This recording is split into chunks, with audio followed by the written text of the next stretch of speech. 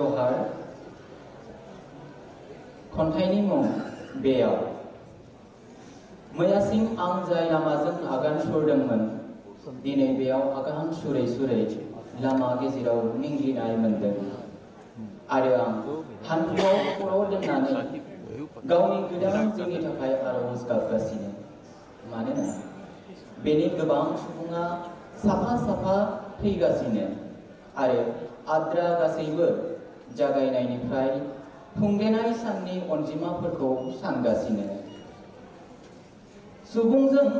सुबुंनि गेजेराव जानाय दावहायाव न'फोरखौ खामनाय नुदों सुबुंफोरखौ गावनि न'निफ्राय होखारनाय आरो आलाय सिलाय जानांनाय नुदों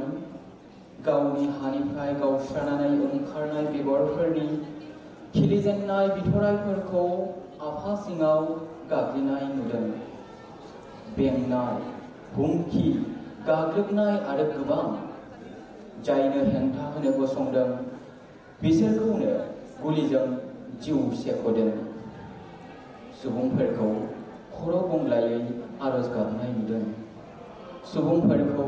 गाबस्राव गाबस्रि जिउ मागिनाय नुदों बिमा बिफाया गावनि फिसा हिन्जावनि मानखौ रैखा खालामनो आखाइ खबजबना मागिनाय नुदों अदेबानि बेयाव आरो माब्लाबाबो दावहा दाजाथों बेयाव गुलिनि मोफ्लामनाय अखा दा हाथों रकेटजों दा गाग्लोबथों गिदिर बेरफ्रुग्रा बमा दा बेरथों मिसाइलजों दा गाग्लोबथों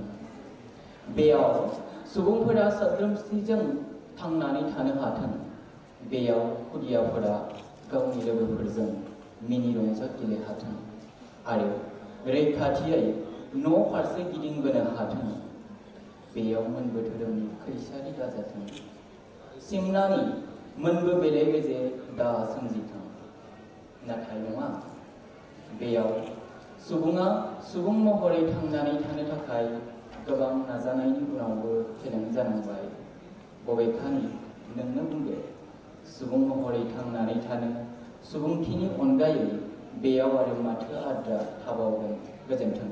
धन्यबाद